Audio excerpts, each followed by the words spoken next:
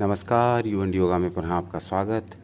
आज हम शिव सर्वोदय के पाठ को वहीं से प्रारंभ करेंगे जहाँ से हमने इसको छोड़ा था।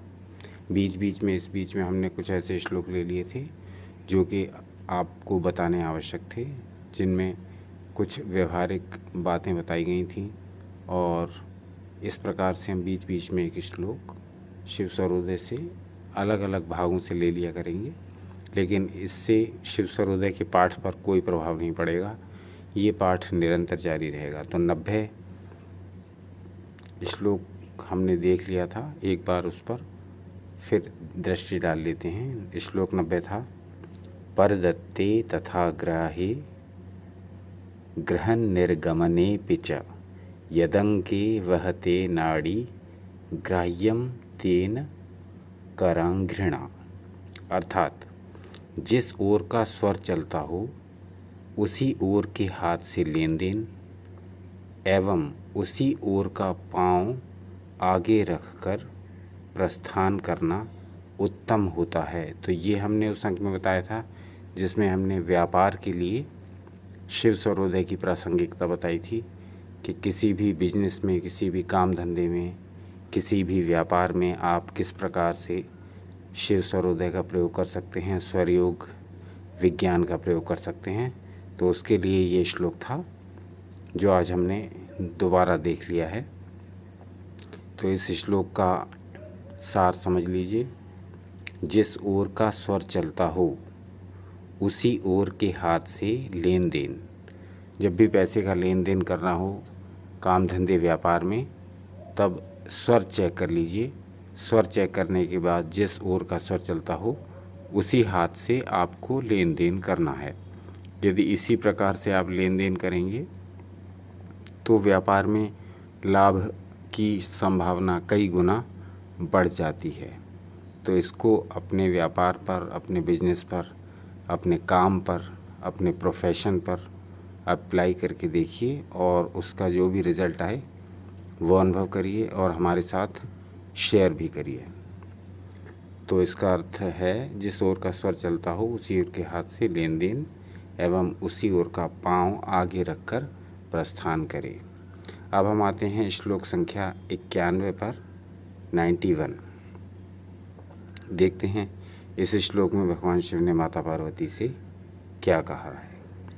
न हानिः कलहो नैव कंटकेनापि भिद्यते निर्वर्तते सुखी चैव सर्वोपद्रववर्जितः। अर्थात उक्त प्रकार के आचरण करने पर, उक्त प्रकार माने जो पिछले श्लोक में बताए हैं कि जिस ओर का स्वर चलता हो उसी ओर के हाथ से लेन देन एवं उसी पग को आगे रखकर प्रस्थान करना चाहिए।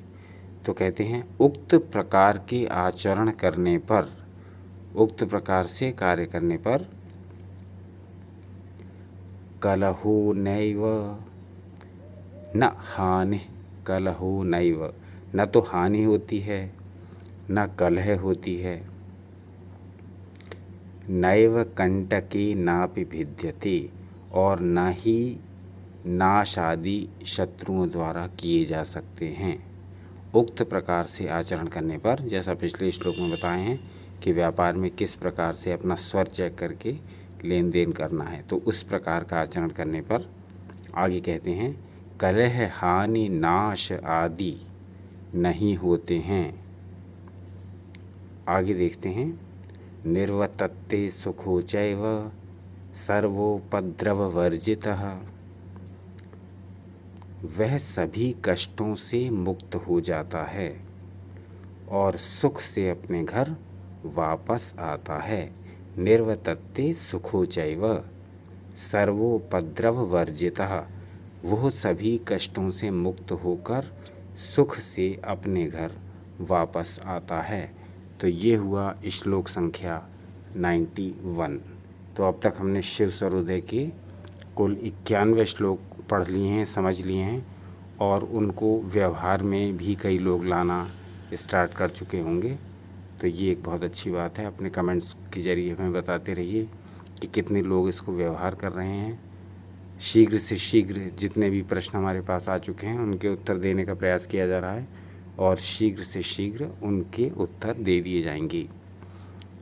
इस अंक में आप देख रहे होंगे कि शिव सर्वोदय के पाठ की बहुत सारी जो पुस्तक की पेज हैं उनको मैंने देने का प्रयास किया है, जिससे कि आप स्वयं भी इनको पढ़ लें।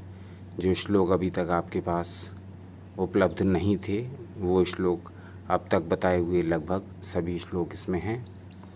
जैसे जैसे धीरे धीरे हम आगे बढ़ते जाएंगे उन सभी श्लोकों को भी हम आपको उपलब्ध कराते जाएंगे। तो उनको पढ़ते रहिए और उनको समझने का प्रयास करिए और उनको अपने जीवन में अप्लाई भी करिए। तो बताइए आपको ये प्रयास कैसा लगा और हम क्या शिव सर्वोदय के ये जो मूल श्लोक हैं ये आपको निरंतर प्रदान करें, एक एक करके अथवा कई पेजेस में आपको दें।